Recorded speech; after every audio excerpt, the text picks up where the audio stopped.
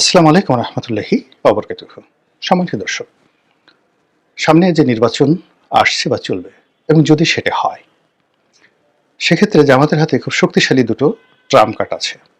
আশ্চর্য দুটি তুরুপের তাস আছে, যে তুরুপের তাস এই মুহূর্তে অন্য কোনো দলের হাতে নেই।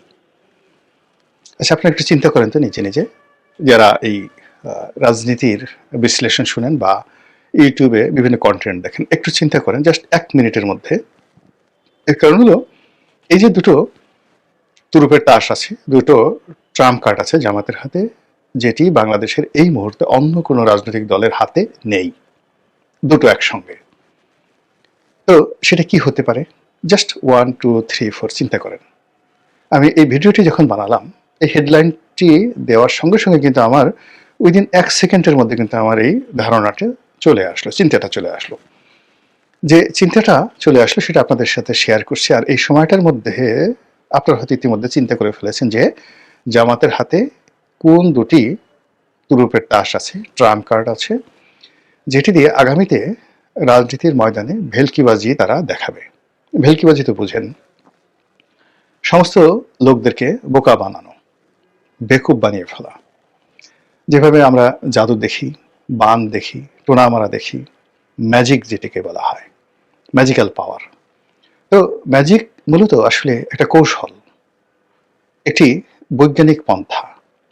কখনো দেখা যাচ্ছে যে কোথাও কোনো রসায়ন হয়, অর্থাৎ আগুন জ্বলে গেল, এটা একটি কেমিক্যালের সাথে আর একটা কেমিক্যাল সেটিকে লাগিয়ে দেওয়া।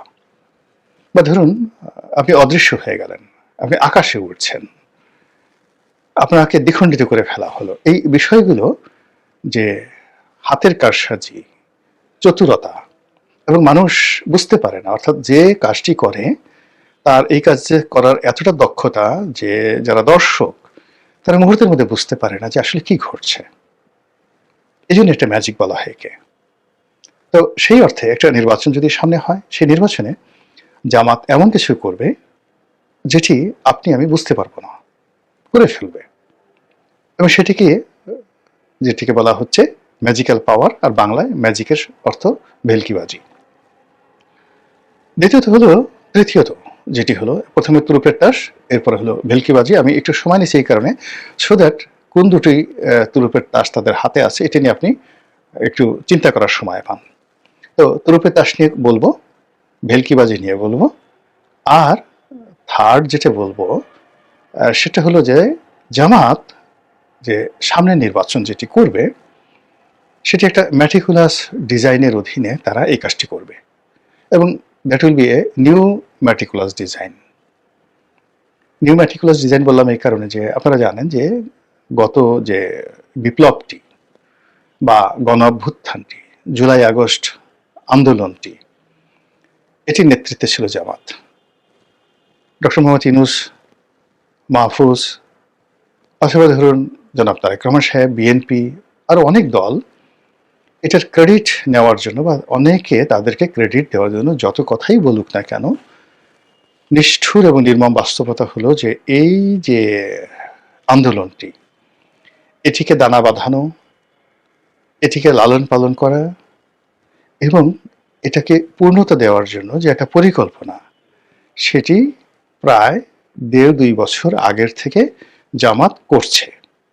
2 বছর আগের থেকে, অর্থাৎ সে ধরুন 2024-এর আগস্ট মাসে যদি এটা হয়ে থাকে, তাহলে এটা 2022 সনের আগস্ট মাসে তারা এটা শুরু করেছে।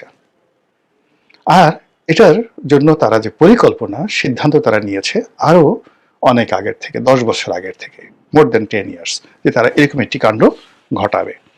এজন্য তারা শিবিরকে শক্তিশালী করেছে, নিজেদেরকে শক্তিশালী করেছে, এবং এটা যদি ফেল করে তাহলে সম্ভাব্য ক্ষয়ক্ষতি কি হবে সেটা মেনে নেওয়ার মতো মন মানসিকতা তারা অর্জন করেছে। তারপর যদি ফেল করে বিকল্প কি করা যেতে পারে, এমনকি সশস্ত্র যুদ্ধ তারা করবে, এই ধরনের কথাও মানে তাদের মধ্যে ছিল। যদি তারা ফেল করে, তারা অস্ত্র হাতে যুদ্ধ করবে, গেরিলা যুদ্ধ করবে। তো এই যে জামাতের যে ম্যাটিকুলাস ডিজাইন, সেটা তো সফল হয়েছে। তো সেই সফলতার প্রেক্ষিতে যদি সামনে নির্বাচনকে কেন্দ্র করে তারা আরেকটি ম্যাটিকুলার ডিজাইন করে থাকে, that will B a new meticulous design, নয়া ম্যাটিকুলাস ডিজাইন। এই তিনটি বিষয় নিয়ে আলোচনা করবো। এখন প্রথমটাতে আসি। প্রথমটা হলো তাদের হাতে দুটো ট্রাম্প কার্ড একসঙ্গে আছে এই মুহূর্তে। প্রথম ট্রাম্প কার্ডটা হলো তারা সম্প্রতি মুক্তিযুদ্ধ নিয়ে রাজনৈতিক দলগুলো যে ব্যবসা করে, নিজেদের দলে কজন মুক্তিযোদ্ধা আছে, কজন বীর প্রতীক আছে, বীর উত্তম আছে, কজন মুক্তিযোদ্ধার সন্তান সন্ততি পরিবার পরিজন দলের মধ্যে আছে, এটি নিয়ে বিএনপি এবং আওয়ামী লীগ যে গর্ব করতেন, জাতীয় পার্টি যে গর্ব করতেন, এবং এটা নিয়ে তারা নানা রকম ন্যারেটিভ তৈরি করতেন, এই জায়গাটি জামাত ছিল একেবারে শূন্য। তাদের কোনো পুঁজি ছিল না। কিন্তু সাম্প্রতিক সময় তারা দলের মধ্যে হিন্দুদেরকে স্থান দিয়েছে, প্রার্থীরূপে মেয়েদেরকে তারা পছন্দ করেছে, এবং একেবারে নামকরা মুক্তিযোদ্ধা, বেশ কয়েকজন নামকরা মুক্তিযোদ্ধাদেরকে তাদের দলে তারা ভিড়িয়েছে। এটা তাদের একটা 1 নম্বর তুরুপের তাস। এবং এই ধরনের মুক্তিযোদ্ধা যারা আছে তারা যখন জামাতের পক্ষে কথা বলবেন, জামাতের প্ল্যাটফর্মে দাঁড়িয়ে মুক্তিযোদ্ধার কথা বলবেন, এবং সেই প্ল্যাটফর্মে দাঁড়িয়ে আওয়ামী লীগ এবং বিএনপিকে গালাগাল দিবেন, খিস্তি খেবল দিবেন, তখন ওটা শুনতে যে কত মজা লাগবে। মানুষ দলে দলে সেই কর্নেল অলি গিয়ে যদি এখন জিয়াউর রহমানের বিরুদ্ধে বলেন, তিনি যদি বলেন যে মানে যেটা কর্নেল অলি আমাকে বলেছেন, প্রেসিডেন্ট জিয়াউর রহমান কর্নেল অলিকে উস্তাদ ডাকতেন, শিক্ষক ডাকতেন, টিচার ডাকতেন, তাকে উস্তাদ, সারা জীবন উস্তাদ ডাকতেন। তো ওইরকম তাদের সম্পর্ক। বেগম জিয়ার সঙ্গে কর্নেল অলির যে ব্যক্তিগত একটা সম্পর্ক ছিল, বেগম জিয়া তাকে অসম্ভব রকম শ্রদ্ধা করতেন জিয়াউর রহমান সাহেবের ঘনিষ্ঠজন হিসাবে। তিনি পারিবারিক বন্ধু ছিলেন। কাজে জিয়া পরিবারকে ডুবানোর জন্য, বিএনপিকে ডুবানোর জন্য কর্নেল অলির একটা প্ল্যাটফর্ম দরকার, এবং সেই প্ল্যাটফর্মটা যদি জামাতের হয়। দ্বিতীয়ত, কর্নেল অলির যে নির্বাচনী এলাকা, সেই নির্বাচনী এলাকায় জামাতের প্রাধান্য, ওখানে বিএনপি নেই। কর্নেল অলি মানে ওখানে দুটো কনস্টিটিউয়েন্সি, দুটো নির্বাচনী এলাকা, এই দুটো নির্বাচনী এলাকাতেই যাকে বলা হয় কর্নেল অলির নিদারুণ কর্তৃত্ব রয়েছে। এখন তার সঙ্গে যখন জামাত যুক্ত হলো, তখন পুরো চট্টগ্রামের রাজনীতি, কক্সবাজারের রাজনীতি, এর উপরে কর্নেল অলির একটা কর্তৃত্ব চলে আসবে। তার সঙ্গে সঙ্গে হিল্ট রাখছে, যেহেতু তিনি আর্মি ম্যান, আর্মির সঙ্গে তার একটা ভালো সম্পর্ক, মুক্তিযুদ্ধের তিনি অত্যন্ত গুরুত্বপূর্ণ একজন অধিকর্তা ছিলেন এবং চট্টগ্রামের মানুষ। ফলে ওই এলাকাতে জামাতের এমনি শক্তি আছে। আপনার সাতকানিয়া, চন্দনাইশ, এই সমস্ত এলাকাতে কর্নেল অলি এবং জামাতের যে শক্তি, ওখানে বিএনপির কোনো লোক দাঁড়াতে পারবে না। এবং আপনারা যারা ওই সাতকানিয়া ওই এলাকা চিনেন, এবং ওটা দিয়ে আপনার কক্সবাজারে যেতে হয়, এবং ওখানে যদি জামাত এবং কর্নেল অলি দাঁড়ায়, তাহলে কক্সবাজারের সালাউদ্দিন সাহেব কক্সবাজারে যেতে পারবেন না। এদিকে এসে যদি আপনি নোয়াখালী, সীতাকুণ্ড, এই কিছু কিছু এলাকাতে আছে যেখানে জামাতের আধিপত্য আছে, চট্টগ্রামে যাওয়ার পথে চট্টগ্রামের লোকজন মানে সেখানে একটা শহরে তাদের একটা শক্তি আছে। দ্বিতীয়ত, চট্টগ্রাম বিশ্ববিদ্যালয়। তৃতীয়ত, পার্বত্য অঞ্চলে তাদের সেই যে এই যে সাদিক কায়ুম ঢাকা ডাকসুর ভিপি হয়ে আসছে, তো বান্দরবন, খাগড়াছড়ি, এইরকম গহীন এলাকাতে উপজাতিদের মধ্যে সেই জামাতের যে সাংগঠনিক শক্তি আছে, এটা শান্তি বাহিনীর চেয়ে কোনো অংশে কম নয়। তো সেই জায়গাতে কর্নেল অলি, মেজর আক্তারের মতো লোক এখানে যে আসছে, তারা মঞ্চে দাঁড়িয়ে যদি বিএনপিকে এবং আওয়ামী লীগকে ধুমসে গালাগালি দেয়, এগুলো শুনতে মানে মানুষ কি করবে, পালা গানের মতো সে শুনবে। বিচার গান যেভাবে শুনে, পালা গান যেভাবে শুনে, তারপরে ওই যে গাজীর গীত যেভাবে শুনে, এইভাবে কর্নেল অলি এবং মেজর আক্তার এরকম আরো 2-4 জন লোককে যদি জামাত বের করে, এবং যদি জামাত মনে করে শাহজাহান ওমরকে বের করে নিয়ে আসে, ব্যারিস্টার শাহজাহান ওমরকে বের করে নিয়ে আসে, তো এরা যদি বলতে থাকেন জামাতের মানে বিএনপির বিরুদ্ধে এবং আওয়ামী লীগের বিরুদ্ধে, এটা তাদের একটা নাম্বার 1 তুরুপের তাস। 2 নম্বর তুরুপের তাস এই 24-এর যে গণ অভ্যুত্থান, 24-এর যে আন্দোলন, এটা জামাত এবং এনসিপিকে বলা হতো যে জামাতের বি টিম। এনসিপি স্বীকার করেনি, কিন্তু এখন তাদের ঐক্য হয়ে গেছে, ফলে এটা প্রকাশ্য, ওপেন। তো এনসিপি, এবি পার্টি, জামাত, মূলত তারাই কিন্তু এই যে 24-এর গণ অভ্যুত্থানের আগের যে মূল যে কাজগুলো, গ্রাউন্ড ওয়ার্কগুলো, তারা কিন্তু এই কাজগুলো করেছে। এর সঙ্গে দেশি যোগ থাকতে পারে, বিদেশি কূটনীতিকদের যোগ থাকতে পারে, আরো অনেক কিছু, বাট মূল হলো এখানে জামাত এবং এনসিপি। এবি পার্টির কথা বলছে অনেকে, কিন্তু এবি পার্টি আছে, কিন্তু আমি এনসিপির কথাই ধরি, এখন সেই এনসিপি তাদের সঙ্গে আছে। ফলে এই 24-এর গণ অভ্যুত্থান নিয়ে, ইনক্লুডিং ইনকলাব মঞ্চ, যখন জামাত কথা বলবে এবং তারা যখন ওইভাবে গালি দিয়ে বলবে, যে যেমন একজনের কথা বলছিল না, যে সন্তান হয়ে, নতুন পোলা হয়েছে, সন্তান হয়ে বাপের সাথে মানে করতে যেও না, গোলাম পরোয়ার সাহেব একটা কি কথা যেন উনি বলেছিলেন, পাঙ্গা নিতে যেও না বা কি একটা কথা যেন বলেছিলেন। তো তদ্রুপ যদি বিএনপি নিয়ে, তারেক রহমান সাহেবকে নিয়ে, মির্জা ফখরুল সাহেবকে নিয়ে, অন্যান্য যে সকল মির্জা আব্বাস রয়েছেন, তাদেরকে যদি বলেন যে 24-এর এই যে গণ অভ্যুত্থানের প্রেক্ষিতে তারেক রহমান সাহেব দেশে আসছেন, খালেদা জিয়া মুক্ত হয়েছেন, চিকিৎসার জন্য বিদেশে গিয়েছেন, বিএনপি রাজনীতি করার সুযোগ পেয়েছে, বিএনপির নেতাকর্মীরা সব জেল থেকে বের হয়েছে, সবই 24-এর গণ অভ্যুত্থানের কারণে, এবং এই কাজটা জামাত করেছে, জামাতের দয়ায় এই কাজ করে, জামাতের কর্মের কাজ করে, কাজ করেছে জামাত, আর ফল খাওয়া তোমরা, এটা হবে? আপনি বলেন তো, এই কথার উত্তর কিভাবে বিএনপি দেবে? দিতে পারবে না।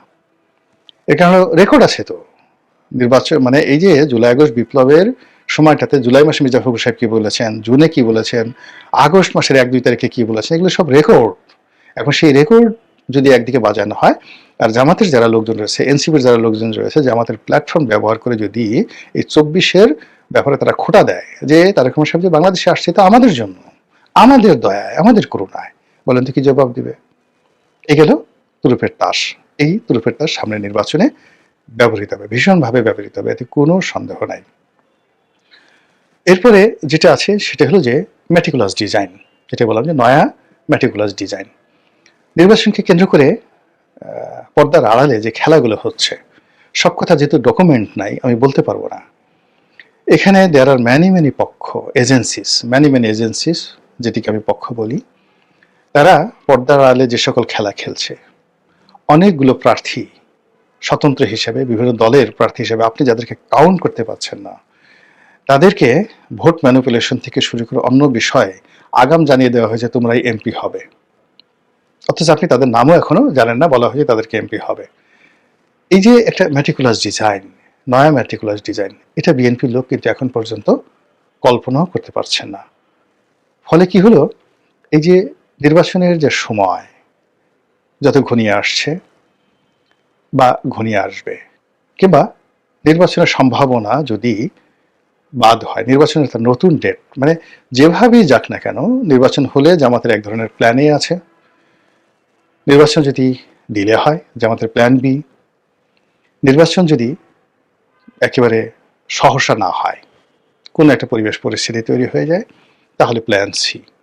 সেই প্ল্যান সিকে মোকাবেলা করার জন্য জামাতের যে মাস্টার প্ল্যান আছে, ম্যাটিকুলাস ডিজাইন আছে, এই ডিজাইনটি মূলত বিএনপি বা অন্য যে রাজনৈতিক দলগুলো আছে তাদের কিন্তু সেই ডিজাইনটা নেই। আরেকটি হলো যে নির্বাচন, এখন সেই নির্বাচনে যে তারা যে ম্যাটিকুলাস ডিজাইন সেটা করবে, এটা তো বললাম যে এইভাবে। আর একটা হলো ভেলকিবাজি, মানে আপনি দেখাবেন কলা, দিবেন মূলা, দেখাবেন আপেল, খাওয়াবেন মাকাল ফল। তো এই যে এই মুহূর্তে দেখুন যে জামাত কেন্দ্রিক যে নাটকগুলো তৈরি হচ্ছে, এই প্রতিদিনই এ আসছে, এ যাচ্ছে, এটা হবে না, মানে সব মিলে ঘুরে ফিরে জামাত একবার সেই ঘুড়ি রশি ছেড়ে দিচ্ছে বিএনপির দিকে, আবার রশি টান দিচ্ছে, আবার একদিকে একটা তথ্য দিয়ে দিচ্ছে, আর একদিকে আর এক তথ্য নিয়ে টানাটানি করছে। পুরো জিনিসটাই একটা নাটকীয়তা, একটা ভেলকিবাজি রাজনীতির ময়দানে। এটাকে আপনি নির্বাচনের যুদ্ধ হিসেবে যদি বর্ণনা করেন, তাহলে অনেকটা গেরিলা কায়দায় তারা যে কাজগুলো করছে, এটি তাদের যারা প্রতিপক্ষ তারা এখন পর্যন্ত কাউন্টই করতে পারছে না। যখন জামাত বিএনপির সঙ্গে ছিল বিভিন্ন সময়টিতে, বিএনপি যারা লোকজন আছে তারা শুধু জামাতের দাড়ি দেখছে, টুপি দেখছে, কেমন দাড়ি কেমন টুপি, আতর মাখে গায়ে, এরকম দেখছে, লুঙ্গি পাজামা পাঞ্জাবি দেখছে। কিন্তু জামাত যে কাজটি করেছে, এখন যেটা বুঝি, বিএনপির লোকজন কি ধরনের আন্ডারওয়্যার পরে, কি ধরনের মোজা পরে, গেঞ্জি কি, তারা মানে আন্ডার আর্ম, বগলের নিচে কি ধরনের ডিওড্রান্ট ব্যবহার করে, কার বগলে কেমন গন্ধ, মাথায় কার কতটুকু খুশকি আছে, নাকের মধ্যে কার কতটুকু ময়লা আছে, ঘুমের ঘরে কে কতবার নাক ডাকে, কার কজন গার্লফ্রেন্ড আছে, দেশ বিদেশে কার কয়টা বাড়ি আছে, কার কতটুকু অবৈধ ইনকাম আছে, কার কি দুর্বলতা আছে, প্রত্যেকটা জিনিস অন্তত পক্ষে তাদের যারা রাজনৈতিক প্রতিপক্ষ তাদের সবার আমল নামার অডিও, ভিডিও এবং ডকুমেন্টারি তারা তৈরি করে রেখেছে। আর এগুলো প্রচার করার জন্য তাদের বট বাহিনী আছে, তাদের ভাড়া করা ইউটিউবার আছে দেশে দেশের ভিতরে, এবং তারা যদি কাউকে টার্গেট করে বেইজ্জতি করতে চায় তাহলে যে কোনো সময় যে কোনো মানুষকে তারা বেইজ্জতি করে দিতে পারে। এবং এই সময়টিতে আপনি দেখেন, আমি নাম বলবো না, বিএনপির বেশ কয়েকজন শীর্ষ নেতাকে তারা টার্গেট করেছে এবং টার্গেট করে তাদেরকে নিয়ে যে সকল কথাবার্তা ছাড়ানো হচ্ছে, বিএনপি যদি নির্বাচনে জয়লাভ করেও ওই মানুষগুলোর তকদির কিন্তু পুড়ে গেছে। কারো বিরুদ্ধে আর্থিক কেলেঙ্কারি, কারো বিরুদ্ধে ব্যাংক ডাকাতি, কারো বিরুদ্ধে এস আলমের সহযোগী হওয়া, কারো বিরুদ্ধে আরো নানা রকম কল্পকাহিনী। আর ঘুরে ফিরে নানা রকম সেই 2001 থেকে 2006 পর্যন্ত বিএনপি শাসনামলের নানা কাহিনী, এখন তো আওয়ামী লীগ নাই, এগুলো কারার সামনে নিয়ে আসছে। এরকম বহুমুখী ভেলকিবাজি, ম্যাটিকুলাস ডিজাইন এবং যে দুটো ট্রাম্প কার্ডের কথা বললাম, এগুলো নিয়ে জামাত যে কারসাজি করছে, সেই কারসাজিতে শেষ পর্যন্ত কার বিজয় হয় আর কে পরাজিত হয় সেটাই দেখার বিষয়। মহান আল্লাহ আমাদের সবাইকে হেদায়েত দান করুন এবং হেফাজত করুন। আসসালামু আলাইকুম ওয়া রাহমাতুল্লাহি ওয়া বারাকাতুহু।